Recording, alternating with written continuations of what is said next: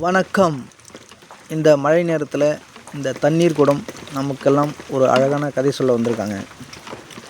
என்ன அப்படின்னா, நாம் எதற்காக இந்த பூமிக்கு வந்திருக்கோமோ, சந்தர்ப்பம் கிடைக்கும் பொழுது அதை சரியாக பயன்படுத்திக்கிட்டால் நாம் ஒவ்வொருவரும் வெற்றியாளன் அப்படிங்கிற விஷயத்த இவங்க சொல்கிறாங்க.